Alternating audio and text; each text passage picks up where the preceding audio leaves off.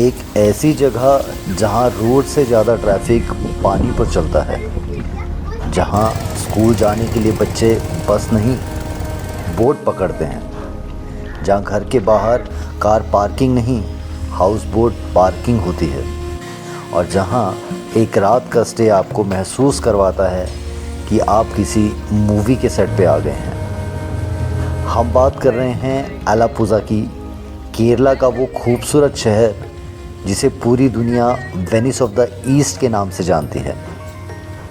लेकिन क्या सिर्फ हाउस बोट्स ही इस जगह को इतना फेमस बनाती हैं, या फिर इन शांत back waters, floating villages, narrow canals और ब्रेथ टेकिंग सनसेट्स के पीछे कुछ और भी खास छुपा है?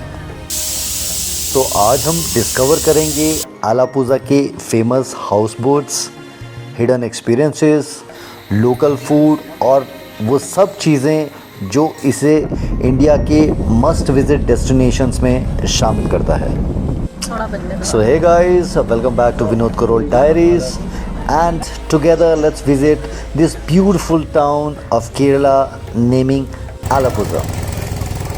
तो शुरुआत करते हैं यहाँ की लोकेशन की। आलापुज़ा, जिसे आलेपी भी कहा जाता है, केरला के अरेबियन सी कोस्ट पर कोच्चि और कोलम के बीच बसा हुआ एक ब्यूटीफुल बैक वाटर टाउन है। यहाँ पहुँचना बहुत ही आसान है। सबसे नियरेस्ट एयरपोर्ट जो कोचीन में है, जो लगभग यहाँ से 85 किलोमीटर्स दूर है। आलापुज़ा का अपना रेलवे स्टेशन है जो कोच्चि, त्रिवेंद्रम, बेंगलुरु, चेन्नई और बड़े स्टेशन से वेल कनेक्टेड है। यहाँ की रोड कनेक्टिविटी भी बहुत अच्छी है। आप लगभग 2 घंटे का ड्राइव करके कोच्चि से और 3 से 4 घंटे का ड्राइव करके त्रिवेंद्रम से यहाँ कंफर्टेबली पहुँच सकते हैं। आलापुज़ा का एक ख़ास यूएसपी है हाउस बोट्स में नाइट स्टे। हमने एडवांस में अपना हाउस बोट स्टे बुक किया था। यहाँ पहुँचते पहुँचते हमें थोड़ा अंधेरा हो चुका था। हमने अपने हाउस बोट वालों से कांटेक्ट किया and they guided us beautifully. बस कुछ ही पलों में हम अपने अगले एक दिन और एक रात के फ्लोटिंग होम में कदम रखने वाले थे। See, go. See, this is a houseboat. Okay, we can start now. Okay. हाय विनोद भाई, क्या हाल है? बढ़िया। सो ये हमारी हाउस बोट है, इसमें हम आज रात को रुकेंगे। So it's a very nice cosy bedroom. देखिए, ये हमारा बेडरूम है और इसका ये बाथरूम है attached. This is the common space. Okay. Back side is something else. This is the kitchen area. उन्होंने हमारे लिए फ्रेश केरला स्टाइल में वेजिटेरियन और चिकन डिशेस तैयार की थी। अगर आप भी हाउस बोट स्टे प्लान कर रहे हैं तो बुकिंग के वक्त अपनी फूड प्रेफरेंसेस ज़रूर बताइएगा। यहाँ मेन्यू को कस्टमाइज़ भी करवाया जा सकता है। लंबे सफ़र के बाद गर्मा गर्म डिनर का मज़ा कुछ और ही था। रात होते ही सारी हाउस बोट्स बैक वाटर के किनारे एंकर कर दी जाती हैं। चारों तरफ सिर्फ खामोशी, ना ट्रैफिक का शोर, ना शहर की भागदौड़, सिर्फ हल्की हवा, पानी की लहरें और सुकून। और पता ही नहीं चला कब सफ़र की थकान हमें गहरी नींद में ले गई। अगली सुबह मौसम ने हमें एक खूबसूरत सरप्राइज़ दिया। बहुत है। हल्की हल्की बारिश और बैकवाटर्स पर गिरती बूंदें इस जगह की खूबसूरती को और भी बढ़ा रही थी।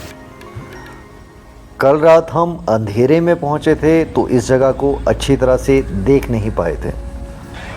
सुबह बालकनी में आकर जो नज़ारा देखा वो किसी पेंटिंग से कम नहीं था।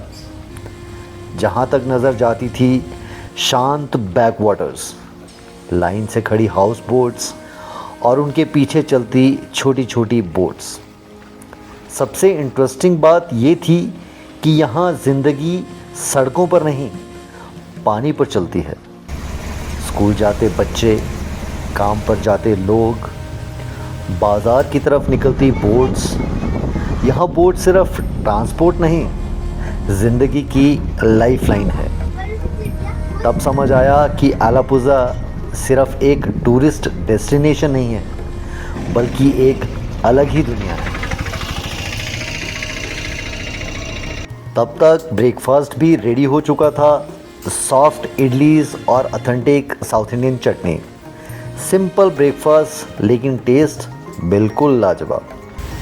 ब्रेकफास्ट के बाद हम पूरे दिन के हाउस बोट क्रूज़ के लिए तैयार थे। लगभग 9 बजे के करीब हाउस बोट्स ने एंकर खोला और धीरे धीरे बैक वाटर्स पर सफ़र शुरू हो गया। बाकी हाउस बोट्स भी एक के बाद एक अपने गेस्ट के साथ निकल रही थी। पानी की हल्की लहरें, इंजन की धीमी आवाज़ और हर तरफ हरियाली। हर पल बस महसूस करने लायक था। एक कहावत है, when in Rome do as the Romans do. हमने भी केरला के ट्रेडिशनल अटायर्स पहने और कुछ देर के लिए खुद को इस कल्चर का हिस्सा महसूस किया। जैसे जैसे हाउस बोट आगे बढ़ रही थी, लैंडस्केप पूरी तरह से बदलता जा रहा था। कैनल्स के किनारे बने छोटे छोटे घर, नारियल के पेड़, स्कूल जाते बच्चे, ऑफिस जाते लोग और टूरिस्ट हर लम्हा कैमरे में कैप्चर करते हुए। ये सब देखने में बड़ा खूबसूरत लग रहा था। थोड़ी ही देर में हम बेटर व्यू लेने के लिए हाउस बोट के अपर डेक पर चढ़ गए और सच कहूँ यहाँ से नज़ारा और भी ज़्यादा खूबसूरत लग रहा था।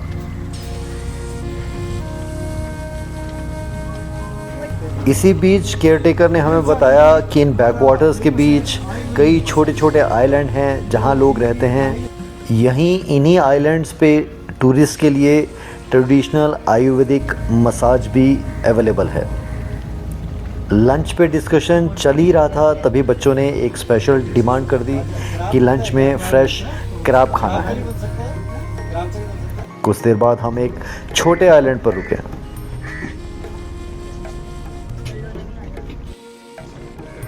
आइलैंड पे फ्रेश क्रैब्स, प्रॉन्स, फिश और लोकल सी फूड की काफ़ी वैरायटी थी। हमने फ्रेश क्रैब्स खरीदे और वापस हाउस बोट पे आ गए। किचन में तुरंत उनकी प्रिपरेशन शुरू हो गई।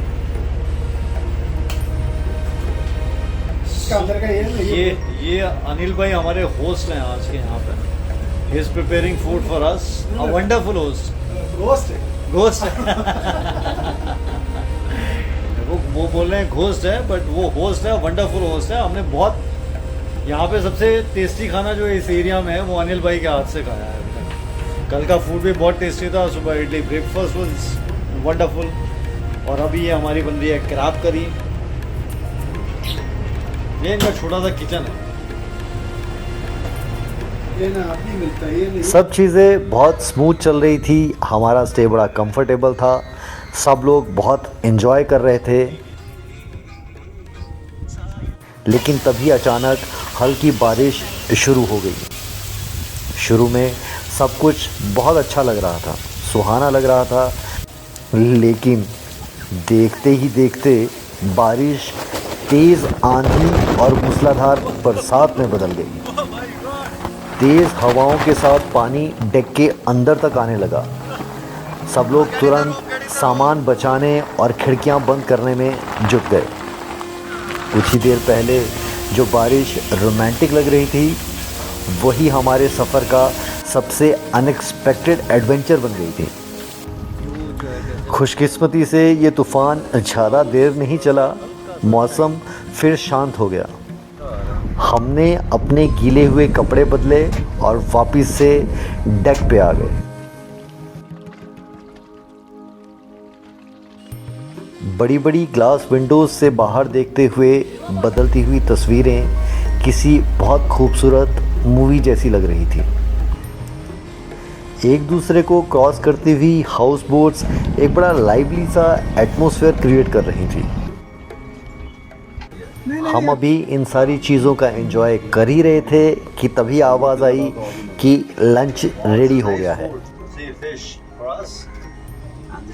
Crab masala, and then we have veg रायता है, सब कुछ फ्रेश क्रैब फिश और ऑथेंटिक केरला करीज। खुशबू दूर से ही आ रही थी और हम लोग लंच करने बैठ गए। बैक वाटर्स के बीच बैठकर इतना फ्रेश सी फूड इंजॉय करना वाकई यादगार एक्सपीरियंस था। लंच करने के बाद सब अपने अपने तरीके से एंजॉय करने लगे। कुछ फोटोग्राफी में व्यस्त हो गए, कहीं कुछ अच्छी चेस की गेम्स खेली गई, कुछ अपने टैब पे व्यस्त हो गए। यहाँ वक्त इतने आराम से गुजरता है कि आपका घड़ी देखने का भी मन नहीं करता। पता ही नहीं चला और शाम के 4 बज गए और अब वक्त था इस खूबसूरत एक्सपीरियंस को अलविदा कहने का।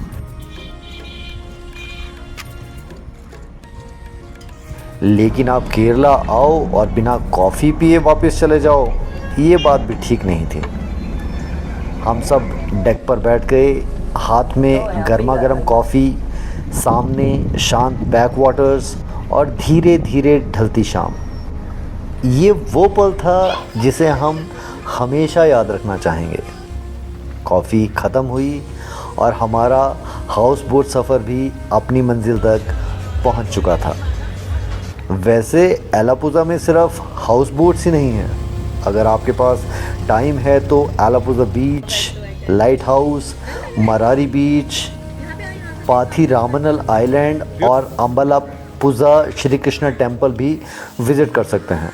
लेकिन हम अपनी south India coastal road trip के टाइट शेड्यूल पर थे, इसलिए अब वक्त था अपनी अगली डेस्टिनेशन की तरफ बढ़ने का। एलापुज़ा को हमने सिर्फ एक डेस्टिनेशन की तरह से नहीं जिया था। यहाँ पहुँचने के बाद एक अलग सुकून और धीरे धीरे ज़िंदगी जीने का तरीका सीखा था। यहाँ वक्त घड़ी की सुइयों पर नहीं, पानी की लहरों के साथ बहता है और इसीलिए लोग यहाँ सिर्फ तस्वीरें ही नहीं, सुकून भी साथ में लेकर जाते हैं। एक और मंजिल पीछे रह गई थी, लेकिन उसकी यादें हमारे सफ़र का अटूट हिस्सा बन गई थी।